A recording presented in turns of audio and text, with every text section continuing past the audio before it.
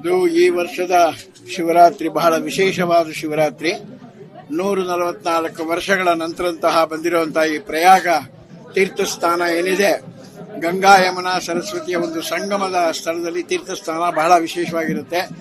ಆ ಗಂಗೆಯ ಮೂಲ ನದಿ ಏನಿದೆ ಅದು ಇಲ್ಲೇ ಗಂಗಾಧರೇಶ್ವರನಲ್ಲಿ ಉದ್ಭವ ಆಗುವಂತ ವಿಶೇಷತೆ.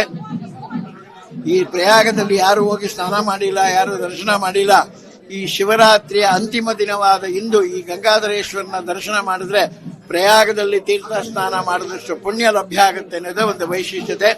ಬೆಳಗ್ಗೆ 4 ಗಂಟೆಯಿಂದ ಸ್ವಾಮಿಗೆ ಅಭಿಷೇಕ ಆಗ್ತಾ ಇದೆ. ಅಭಿಷೇಕ ಪ್ರಿಯೋ ಶಿವ, ಅಲಂಕಾರ ಪ್ರಿಯೋ ವಿಷ್ಣು ಅಂತ ಹೇಳ್ತಾರೆ. ವೈಕುಂಠ ಏಕಾದಶಿ ದಿನ ವಿಶೇಷ ವಜ್ರಾಭರಣಗಳನ್ನ ಹಾಕಿ ಮಹಾವಿಷ್ಣುವಿನ ದರ್ಶನ ಆಗುತ್ತೆ.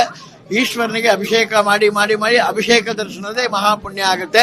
ಈಗ 4 ಗಂಟೆಗೆ ಅಭಿಷೇಕ ಶುರುವಾಗಿದ್ದು ನಾಳೆ ಬೆಳಗಿನ ಜಾವ 4 ಗಂಟೆವರೆಗೂ ಅಭಿಷೇಕ ಕಂಟಿನ್ಯೂಸ್ ಆಗಿ ನಡೀತಾ ಇರುತ್ತೆ.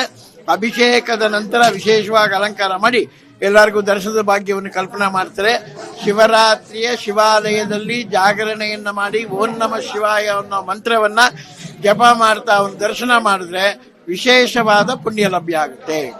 ಇದು ಈ ವರ್ಷದ ಶಿವರಾತ್ರಿ ಬಹಳ ವಿಶೇಷವಾದ ಶಿವರಾತ್ರಿ.